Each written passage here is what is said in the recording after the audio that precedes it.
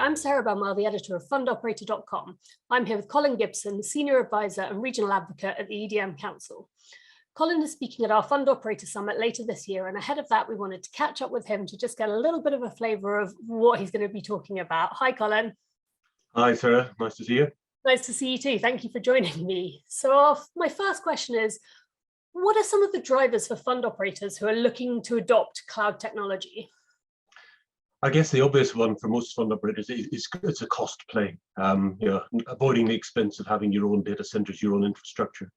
But sort of on top of that, it can be the flexibility that the cloud offers as well, the ability to scale up and scale down and meet peaks and troughs of demand. And those are the basics ones. But really, where we're seeing value added is where there's advanced functionality. So the features and capabilities that are being offered by cloud service providers generally much more powerful than you typically get with your own premises infrastructure and capabilities. So people looking at that, particularly in the areas of machine learning, advanced analytics, etc. Great. And what role do you see cloud data management playing in ensuring best practice for some of those fund operators? Yeah, so it's really, I think, a matter of sort of balancing the opportunities and the challenges. So with the cloud, it's easy to make data available to more people. People talk about data democratization. But the question is, should you be making that data available? And is it going to be used for purposes for which it should be used? It's also easier in cloud to move data around between regions and locations. But again, with that, should you be doing that? Is there cross-border data movement risk? Is there data sovereignty restrictions that you should be following? And basically, do you know what data you've got in the cloud? Do you know how sensitive and important that data is? And therefore, if you don't know that, are you in control? And data management is all about controlled access to trusted data. And you bring those together, that's the purpose of data management in the cloud, is to make sure you've got that trust and you've got that control. It makes perfect sense. And then thinking about frameworks, how can fund operators use a framework to perhaps get the most out of their cloud technology? Yeah, so I'll talk specifically about the cloud data management capability framework that the EDM Council has put together. That's a comprehensive statement of what is best practice around data management in the cloud. It details 37 specific capabilities that you ought to have. It talks about 14 specific controls that you need to have. And it wasn't just sort of invented on a whim. It was put together by a big industry work group. We had 300 people involved over 18 months, representing 100 different companies.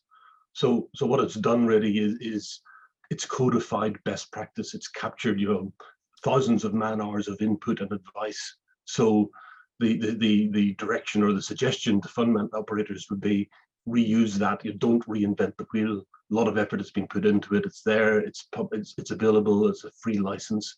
So look to use it.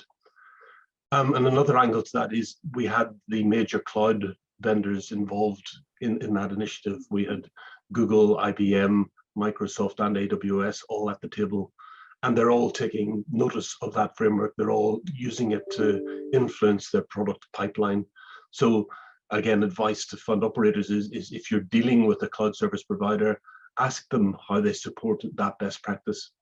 Ask them to tell you how their products and services either currently support it or what's coming down the pipe that will support it in the future. Of course, that sounds like a massive undertaking and a very valuable resource. So my last question is, with technology and innovation and things like these, how can fund operators make sure that they're best placed to take advantage of any innovation that's coming down the track?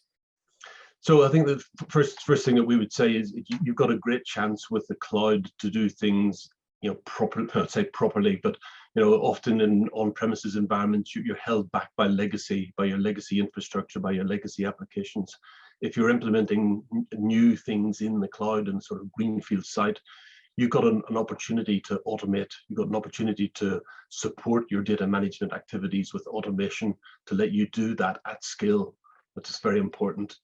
And then be confident in your controls. Be confident that you're in control of your data, and therefore it's safe to innovate on top of that. So we would say, get the foundations in place and then use those foundations to innovate and advance. Thank you so much. Obviously, we've only scratched the surface of all of this, and I can't wait to hear more about it in a lot more depth in our conference later this year. Great. Thank you, Sarah.